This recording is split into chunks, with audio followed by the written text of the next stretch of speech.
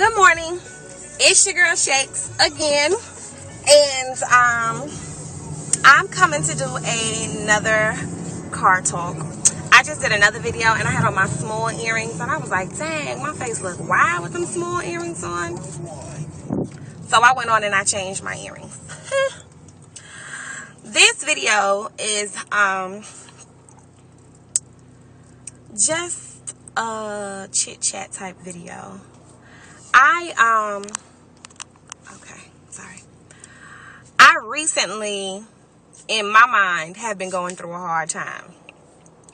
And I say in my mind because I've been through harder times, and this situation is not as brutal or as hard of a hard time, but it still was like a hard adjustment. And it might have been because some other things were going on. So it's just like, you know, when it rains, it pours, a lot of things going on at one time type situation. But,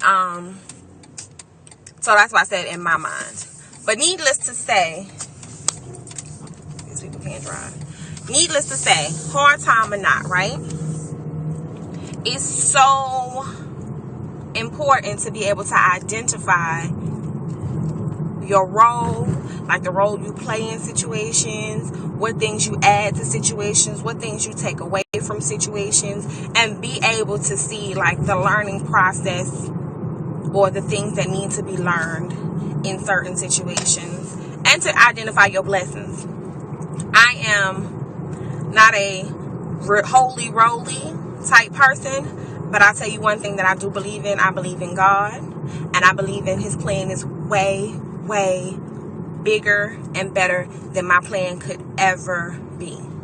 So when I'm going through things and I kind of feel like, could you just let up just a little bit, because this is a little bit much, a lot is going on at one time, like, or I feel like I just can't function, just want to isolate myself. When I'm going through them times like that, I find myself, you know, realizing like in the midst of it all, I'm still blessed. It's other people at the same time going through worse things than what I'm going through. So, you know, I always find in the midst of hardship to be able to identify my blessings. Now, just to get like not too personal, but personal at the same time. When I was younger, and I grew up rough. When I was younger, my plan was I was going to graduate high school. I went to a cosmetology vocational high school in New York. And I was going to graduate high school. And I was going to get pregnant. And then I was going to move out with my baby daddy. I was going to get my cosmetology license. And that was my plan. I wasn't going to college. I wasn't, you know what I'm saying, thinking about opening up my own shop. And the only reason like the baby thought came in was like, boom, well, I'm gonna get pregnant, this dude gonna have to take care of me. You know what I'm saying? He not gonna want his baby to struggle. Young minds, see how they think. And then the cosmetology thing was, you know what I'm saying, like I do hair good. And I was thinking, well, you know, if I couldn't find a babysitter, like I ain't gonna be caught up, you know what I'm saying, I could take my baby with me to work. Though that was my logic. That was the plan that I had for myself around 17, 18 years old. And that was the plan because I needed an immediate plan to get out of my household because things were really bad. So one day me and a friend of mine was going to Harlem. She was getting her hair braided. So, you know, the Africans was like, oh yeah, you got to wait a little bit or whatever, come back in an hour. So we seen a lot of people across the street going in this building. So me, her, nosy as hell, go in the building with the people. So we go into the building, and it was a college fair. At this point, I knew nothing about college. I met a girl when I had did my little summer youth work. She was in college at Morgan State, and like I had looked up to her or whatever. So, you know what I'm saying, I knew that about college, but I knew nothing much about college. At this point, I guess no one really had taken the time to sit down and, you know, be like, oh, you want to go to college? What you want to take up? Any of that. So we went to this college fair. So we're going around to different tables, and we're getting applications. So, needless to say, I fill out the application, and a lady at the time mailed my applications off for me with the application fees and everything. Blessing. And a couple of schools accepted me. All the schools I applied for in New York accepted me. Grambling in Louisiana accepted me. Damn, what is that school in Richmond? It was a school in Richmond, Virginia that accepted me. I can't even remember the name. But the Norfolk University accepted me, and Alabama State accepted me. The reason I applied for Alabama State because their application fee was waived because I was in something called kinship foster care. So their application fee was waived for me or whatever.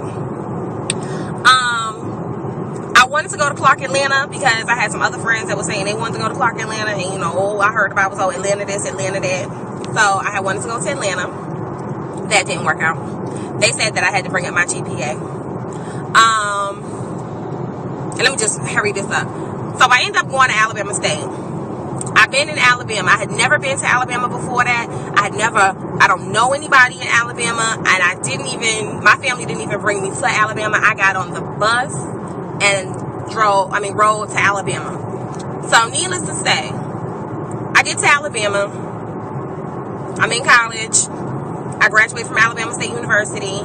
I ended up doing 5 years instead of 4. I had a rough semester, rough year. I went through a rough point. I had a rough year. And then I started working in my field roughly 3 months after I graduated, which is so rare. So rare for somebody to say they've been in a field, they can get a job in their field nowadays. So I've been in my field. I've been in my field, it's going on 7 years now. I've been at the same job. I'm also a peer romance consultant. I'm a poet. I'm a rapper. I'm an artist. I have met some amazing people in my life once I came to Alabama. When I say amazing, I have traveled beyond anything I could have ever thought of. I mean, just so many things that have been blessings to me. So many people that have been blessings to me. I don't see how, when anything occurs, that I can't find a blessing within it.